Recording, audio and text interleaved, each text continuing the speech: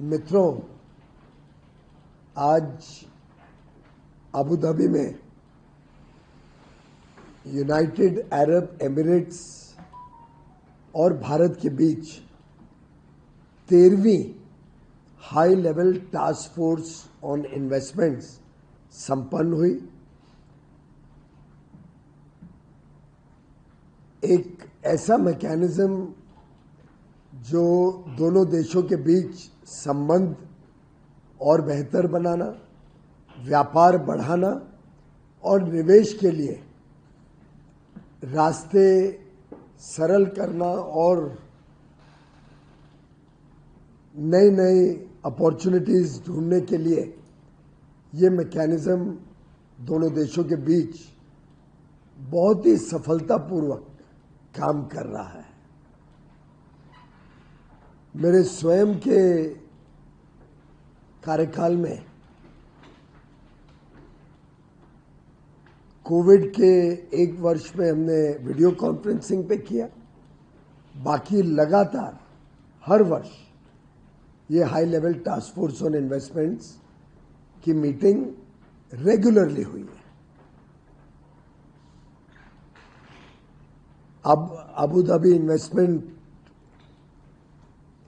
Agency Adiya के जो प्रमुख हैं हिज हाइनेस शेख हामिद बिन जायद अल नहयान इसको लीड करते हैं और जिस प्रकार से हमारे नेताओं के बीच में संबंध बहुत ही मजबूत है। प्रधानमंत्री मोदी जी स्वयं 2015 के बाद 7 बार आए हैं यहाँ। हाल में ही यूएई के प्रेसिडेंट भी आए थे वाइब्रेंट गुजरात में।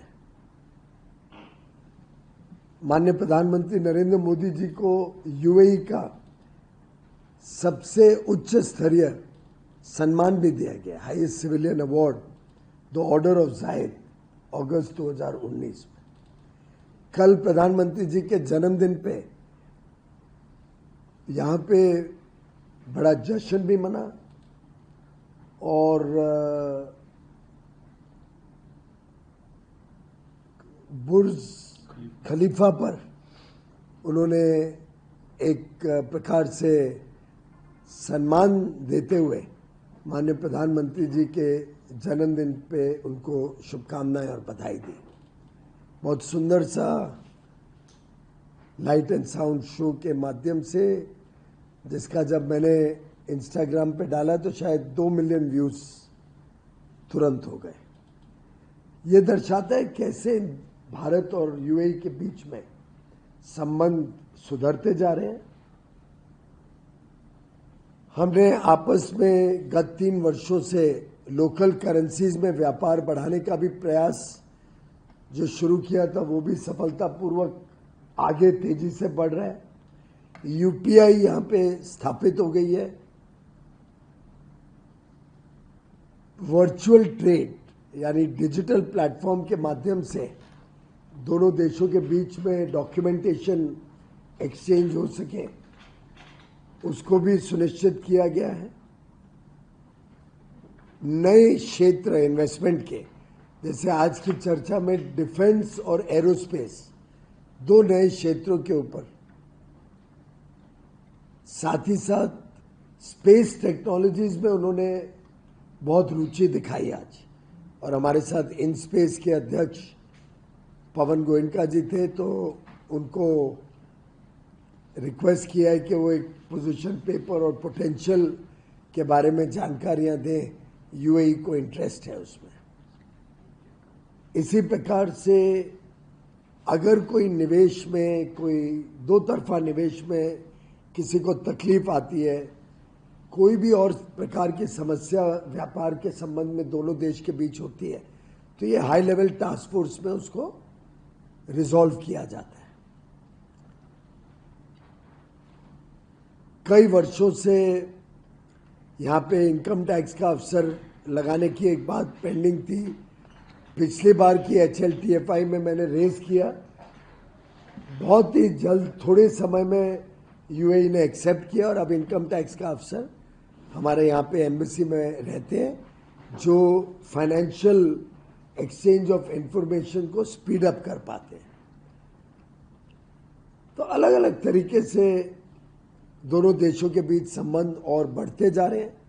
आपको जान के खुशी होगी कि हमने जो लक्ष्य रखा था सीपा के समय, कॉम्प्रिहेंसिव इकोनॉमिक पार्टनरशिप एग्रीमेंट के समय, कि हम द्विपक्षीय बायलैटरल ट्रेड $100 बिलियन पे लेके जाएंगे। पिछले साल $100 बिलियन बायलैटरल ट्रेड अचीव कर लिया मात्र 3 वर्षों में। और अब हमने आज एक नया लक्ष्य रखा है कि non oil non precious metals $100 billion के ट्रेड के ऊपर दोनों टीम काम करेंगी। मेरे साथ एक बहुत बड़ा business delegation CII, FICCI, ASSOCHAM तीनों संस्थाओं का, उनके CII और फिक्की के तो प्रेसिडेंट्स भी आए हैं, लगभग 70 से ज़्यादा। और इतना बड़ा डेलीगेशन मुझे नहीं लगता यूएई कभी भारत से आया है। ये दर्शाता है कितना इंटरेस्ट है यूएई के साथ व्यापार और निवेश बढ़ाने का। हमारे दोनों देश के बीच में कोई स्पर्धा नहीं है, हम एक दूसरे को सपोर्ट करते हैं। कुछ क्षेत्र हमने चुने हैं इस बार जिसमें हम विशेष ध्यान देंगे व्यापार बढ़ाने का। एक है टेक्सटाइल का क्षेत्र, टेक्सटाइल, होम डेकोर, जो पूरी चेन है। एक है मत्स्य का क्षेत्र, फिशरीज। एक leather and leather goods, food processing और फार्मास्यूटिकल्स। आज की चर्चा में एक बड़ा अहम फैसला लिया गया है कि हम यूएई और भारत मिलके तीसरे देशों में इंफ्रास्ट्रक्चर प्रोजेक्ट्स या माइनिंग, हाउसिंग, इन फील्ड्स में भी भारत के पास क्षमता है, भारत के पास टेक्नोलॉजी और कौशल है, युवा शक्ति है, यूएई के पास निवेश की ताकत है।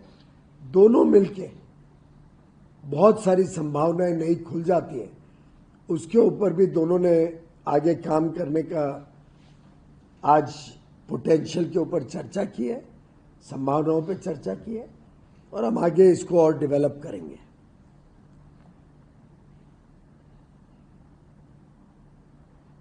मुझे बड़ी खुशी है कि आज 5वां सबसे बड़ा निवेशक FDI में यूएई बन गया है और FII इन्वेस्टमेंट में भी उनको रुचि है बड़े पैमाने पे स्टॉक मार्केट में निवेश करने की, जिसके लिए हमारी बातचीत चल रही है।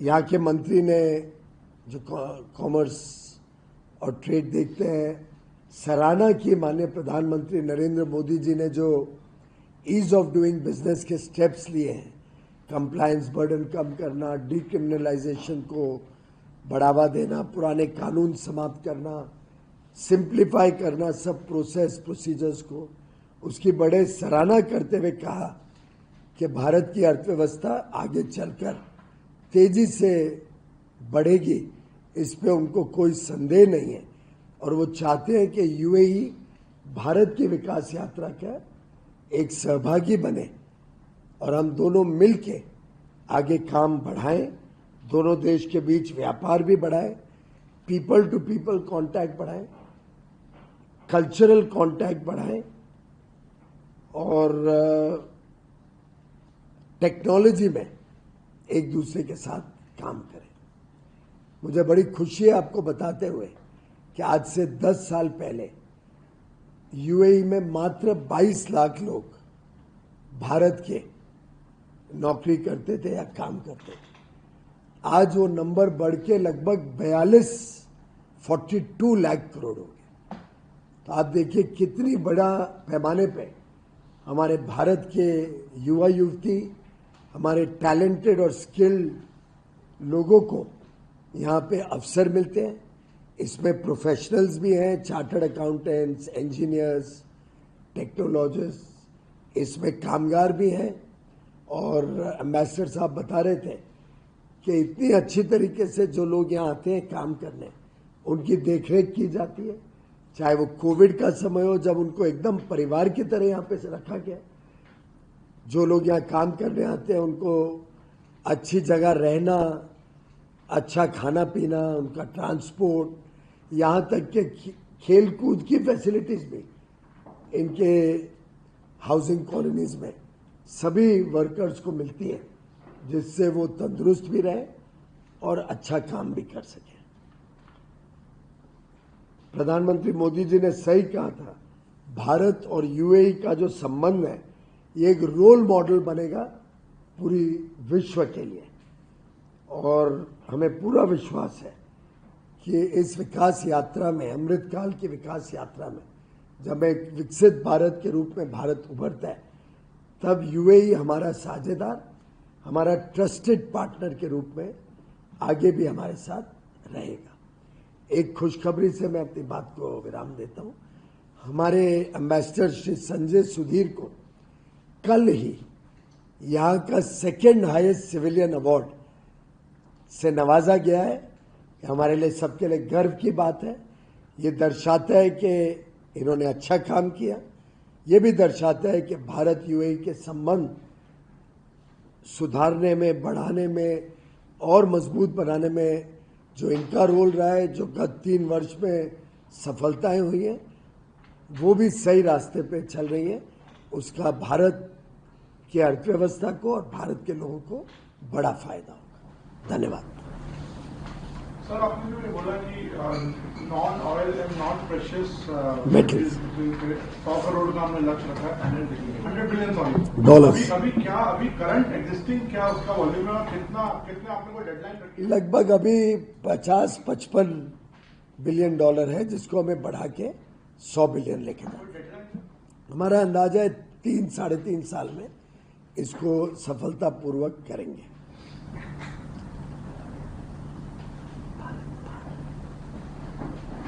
थर्ड कंट्री इन्वेस्टमेंट्स हैं, टॉक अबाउट की इंफ्रास्ट्रक्चर वगैरह में, वो क्या होता है, how will that mechanism work out? आज कॉन्सेप्चुअल डिस्कशन हुई है,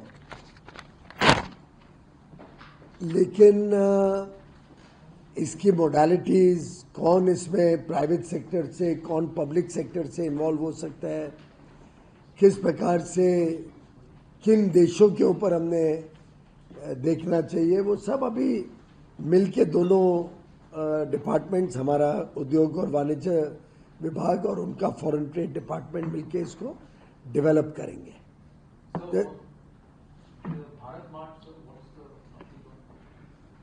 बड़ा अच्छा प्रश्न उठाया आपने। जिस प्रकार से हमने आज ये थर्ड कंट्री में जॉइंट प्रोजेक्ट्स की बात की, ऐसे ही लगभग 3 वर्ष पहले एक मेरी यूएई की विजिट में डीपी वर्ल्ड ने मुझे बताया था कि चाइना के साथ मिलकर यूएई में उन्होंने एक बड़े मॉल्स बनाए हैं, जहां पे शोरूम्स भी हैं और वेयर हाउसेस भी हैं, और कई चाइनीज कंपनीज यहाँ पे अपना सामान रखती हैं, शोध करती हैं अपने शोरूम में।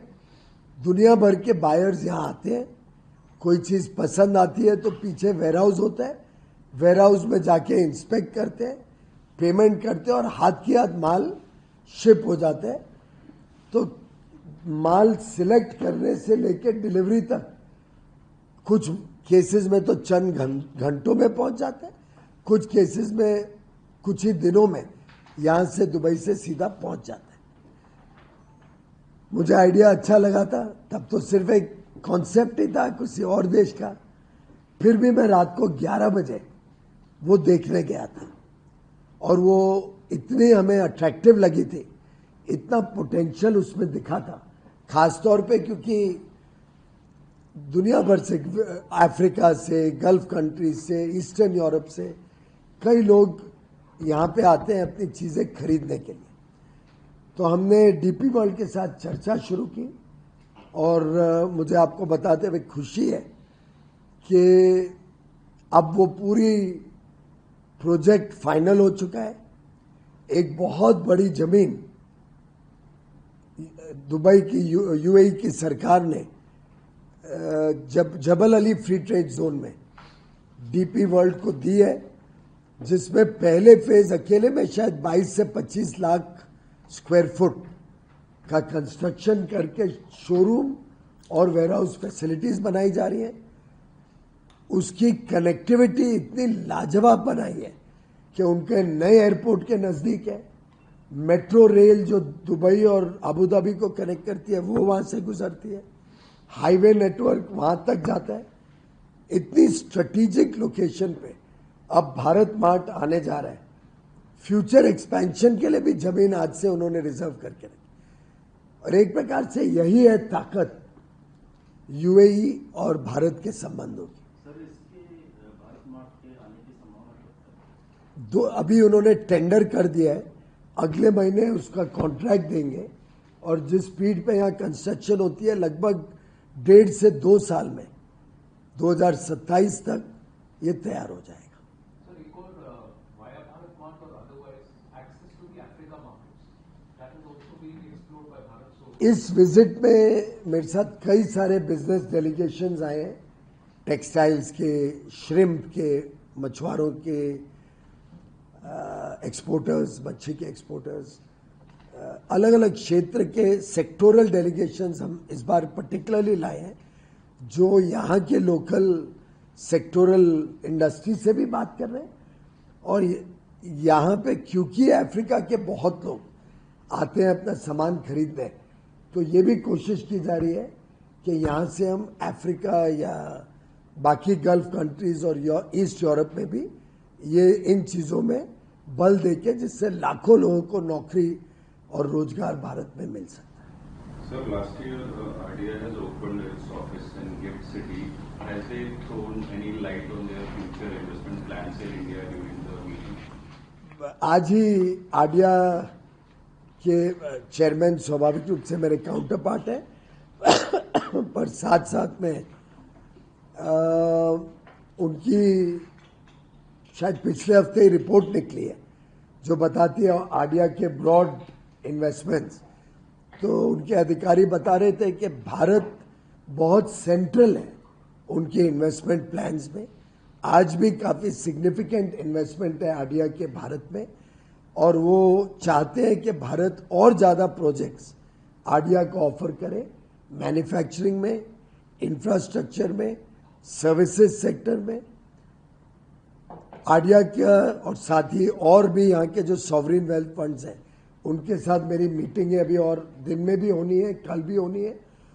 बहुत इंटरेस्ट है यहाँ निवेश करने में, और CII फिक्की को भी हमने कहा है कि वो भी इस प्रकार के भारत में जो अपॉर्चुनिटीज़ हैं उसको आइडेंटिफाई करके एक काइंड ऑफ कोऑर्डिनेटर बन जाए।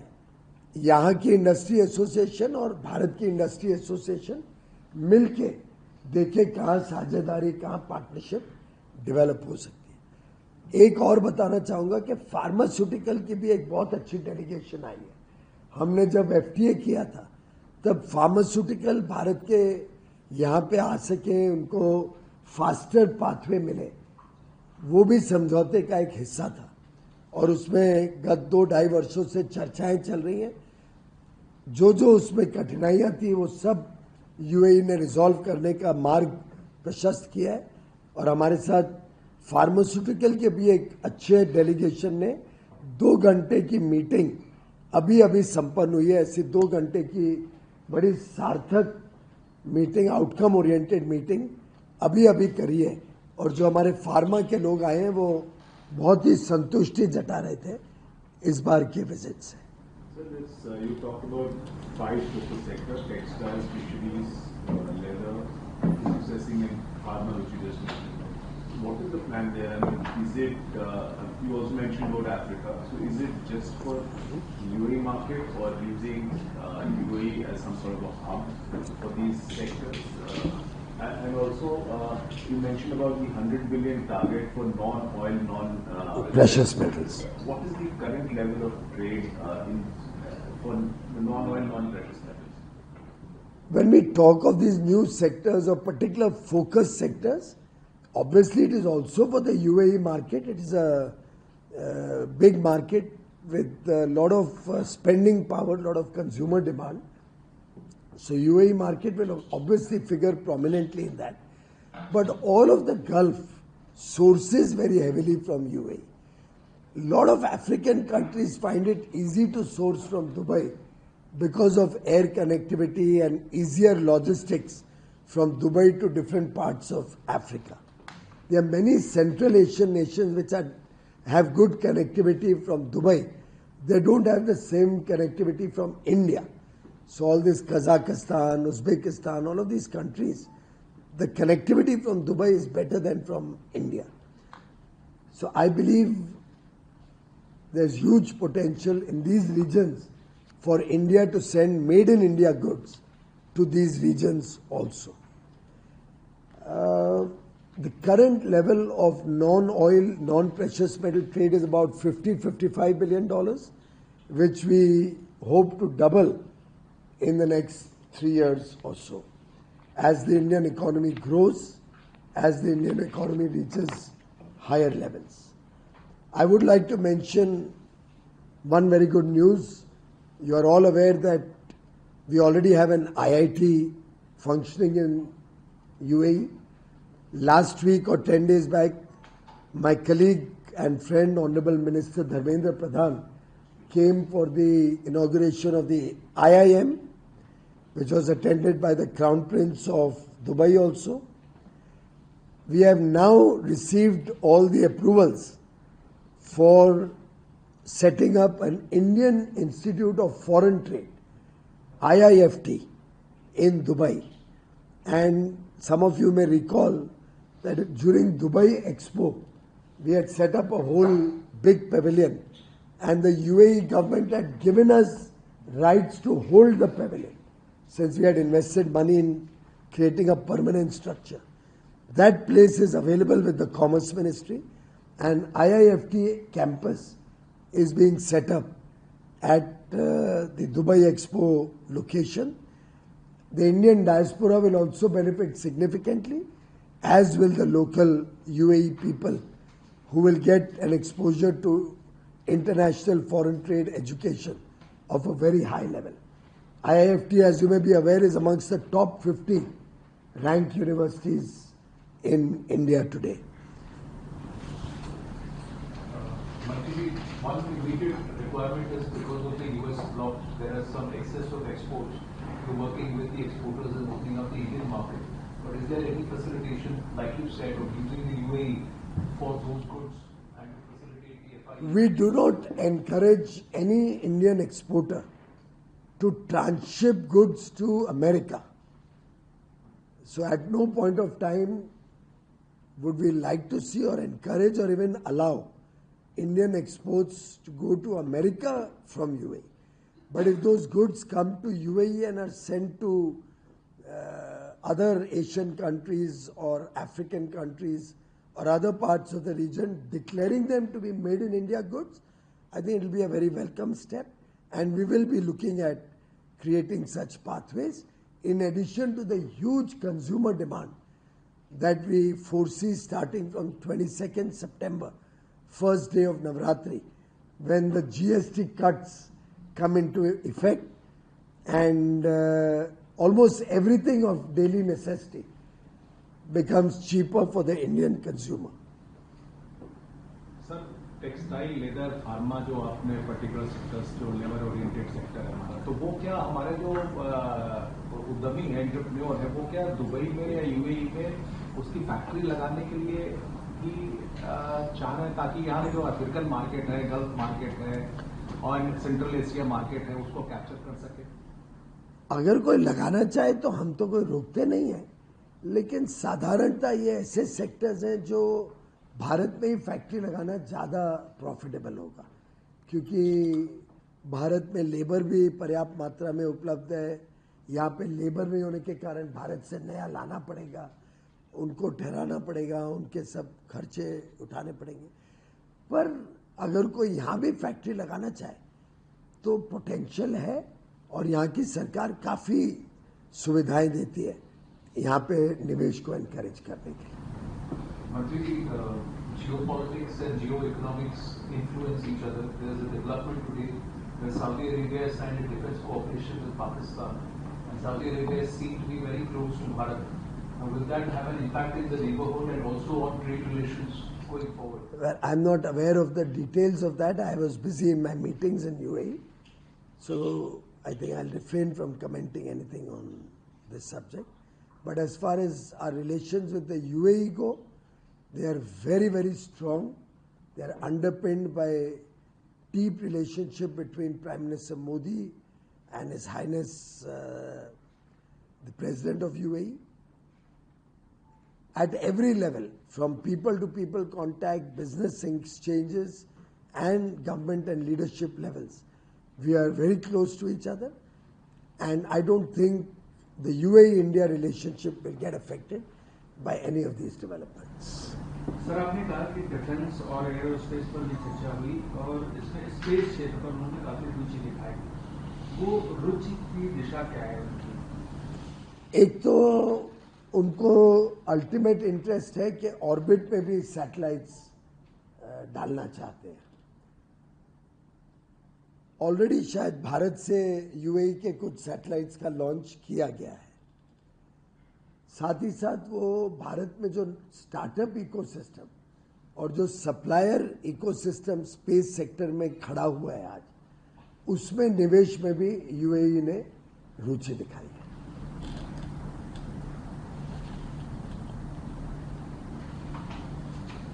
ठीक, इन्वेस्टमेंट मीट में कोई अभी हाल फिलहाल कोई बड़ा इन्वेस्टमेंट की कभी कोई प्रॉमिस हुआ है इंडिया में?